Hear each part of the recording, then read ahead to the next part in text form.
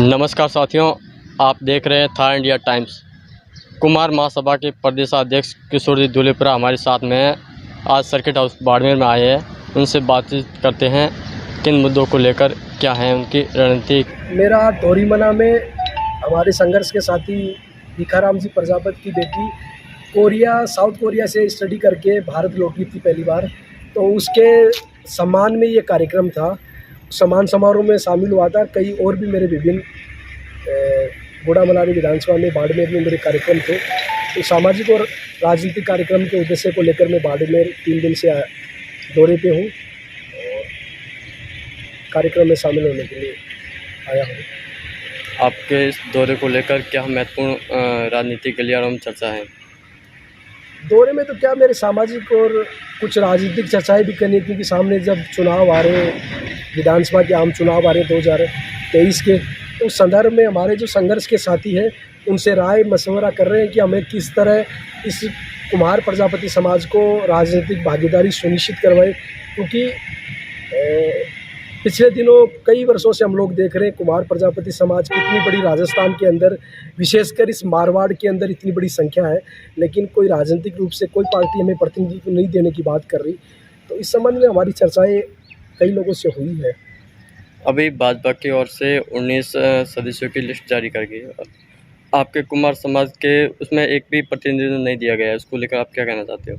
आपका बड़ा अच्छा सवाल है पत्रकार जी। इसमें क्या है कि अभी 5 दिन पहले भाजपा की प्रदेश कार्यकारिणी की घोषणा की है। डॉक्टर सीपी जोशी जो है आपका प्रदेश अध्यक्ष भाजपा के, उन्होंने नई कार्यकारिणी बनाई है। उस कार्यकारिणी में कुम्हार प्रजापति समाज के किसी भी व्यक्ति को जगह उसमें नहीं दी गई। ये दुर्भाग्यपूर्ण है, जबकि राजस्थान के अंदर 60 से 70 लाख की आबादी में कुमार प्रजापति समाज है, लेकिन उस कार्यकारिणी के अंदर हमारे समाज का प्रतिनिधित्व नहीं देना, तो ये भाजपा पार्टी की जो मानसिकता कुम्हारों के प्रति है, तो भाजपा तो ये समझती कि कुम्हार हमारे गुलाम हैं, ये कहाँ जाएंगे हमारे छोड़कर। जबकि इतनी बड़ी आबादी है, इस समाज का प्रतिनिधित्व प्रदेश कार्यकारिणी में होना चाहिए। छोटे छोटे तबकों का भी इसमें प्रतिनिधित्व हुआ है, तो हमारे इतनी बड़ी संख्या वाले प्रजापति समाज का भी तो प्रतिनिधित्व होना चाहिए।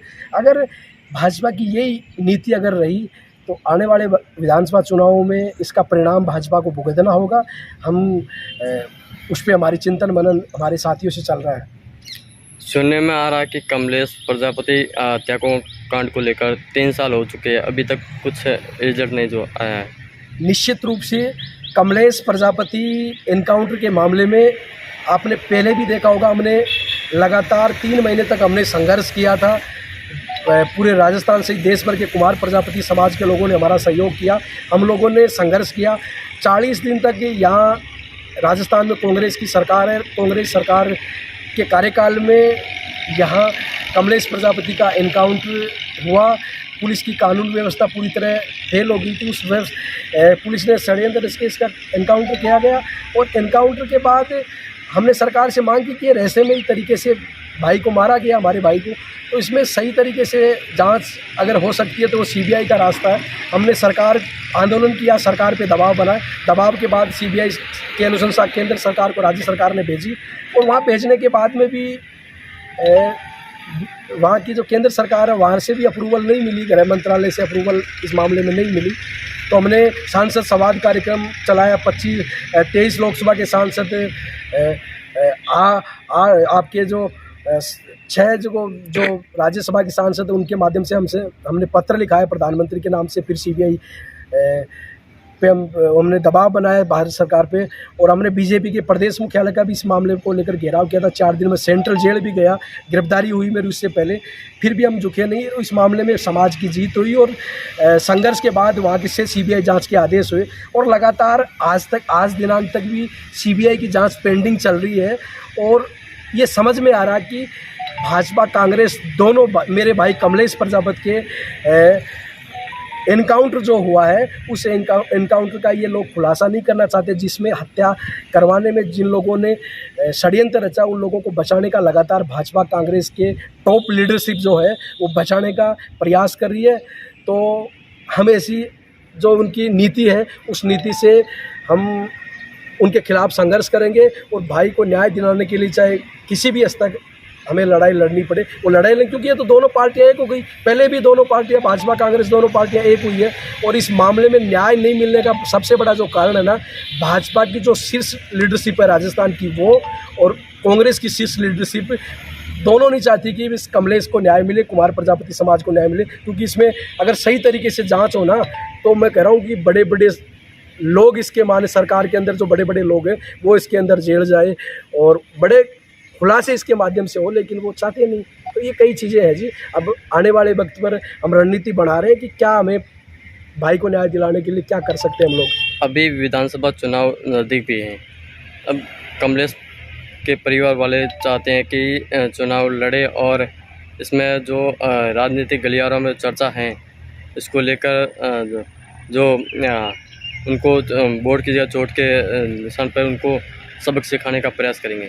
निश्चित रूप से लोकतंत्र के अंदर वोट की ताकत सबसे बड़ी होती है, और अगर पक्ष और विपक्ष हमें न्याय नहीं दे सकता, तो जैसे आप कह रहे हैं कि भाई सुनने में आ रहा है कि कमलेश के परिवार से कोई व्यक्ति बाइतू से चुनाव लड़ने की बात कर रहा है, तो निश्चित रूप से समाज का यहाँ स्थानीय जो समाज बंधु है, परिवार के लोगों से हम राय करेंगे। अगर वो वास्तव में इच्छुक हैं तो हम लोग उस पर स्ट्रेटजी पे काम करके हम इस वोट का जो ताकत है, उस वोट की ताकत के माध्यम से हमारे भाई को, वोट की ताकत के माध्यम से तो हम न्याय दिला सकते हैं। अगर सरकार हमारे को न्याय नहीं देती तो आने वाले वक्त पर चुनावों में परिणाम आपको भुगतने पड़ेंगे। वोट की ताकत के माध्यम से हम लोकतंत्र में तो वोट की सबसे बड़ी ताकत है, उसके माध्यम से हम भाई को न्याय दिलाने का हम लोग काम करेंगे। तो चुनाव भी लड़ा जा सकता, कोई बड़ी बात नहीं है। अगर परिवार की अगर ये है और समाज अगर चाहेगा कि भाई कमलेश के परिवार से कोई व्यक्ति चुनाव लड़े, तो निश्चित रूप से चुनाव भी लड़ाया जाएगा।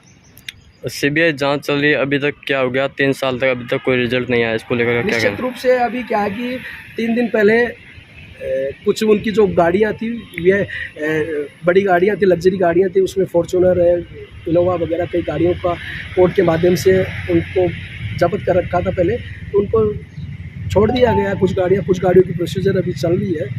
और इसमें क्या है कि हमारे सबसे बड़ी बात यह है कि राजस्थान सरकार क्या कर रही है इस मामले में, जो कमलेश के परिवार को न्याय देने की बजाय कमलेश का भाई और उसके परिवार के जो लोग हैं उनको बाकायदा परेशान किया जा रहा, फर्जी मुकदमे दर्ज करके।